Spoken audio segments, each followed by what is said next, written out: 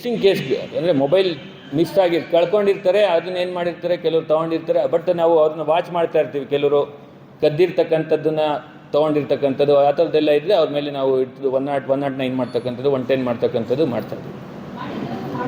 ಮಾಡಿದ್ವಿ ಅದು ತೊಗೊಂಡು ಕೊಡ್ತೀವಿ. ಈಗ ಟ್ರೇಸ್ ಆಗಿದ್ದಕ್ಕೆ ಅವ್ರನ್ನ ಕರೆದು ನಾವು ಕೊಡ್ತೀವಿ.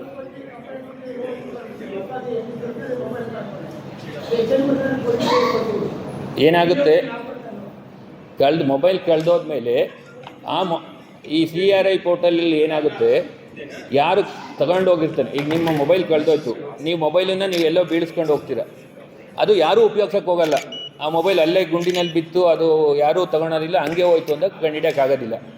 ನಿಮ್ಮ ಮೊಬೈಲನ್ನು ಯಾರು ತೊಗೊಂಡು ಹೊಸ ಸಿಮ್ ಹಾಕ್ಕೊಂಡಾಗ ನಮಗೆ ಮಾಹಿತಿ ಗೊತ್ತಾಗುತ್ತೆ, ಆಗ ನಾವು ಕಂಡುಹಿಡ್ತೀವಿ. ಈಗ ಕೆಲವು ಸಂದರ್ಭದಲ್ಲಿ ನಿಮ್ಮ ಮೊಬೈಲ್ ಕಳೆದೋಗುತ್ತೆ, ಅದನ್ನ ಯಾರೂ ಬೇರೆಯವರು ಉಪಯೋಗಿಸೋದಿಲ್ಲ, ಆಗ ನಮಗೆ ಪತ್ತೆ ಹಚ್ಚೋದಕ್ಕಾಗಲ್ಲ. ಈಗ ನಾಟ್ ಟ್ರೇಸ್ ಅಂತ ನಾವು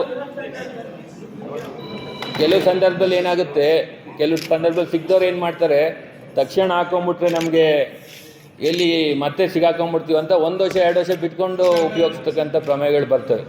ಹಾಗಾಗಿ ಚಾನ್ಸಸ್ ಆಫ್ ರಿಕವರಿ ಮೋರ್ ಇರುತ್ತೆ ಈ ಪಾರ್ಟಲ್ಲಿ.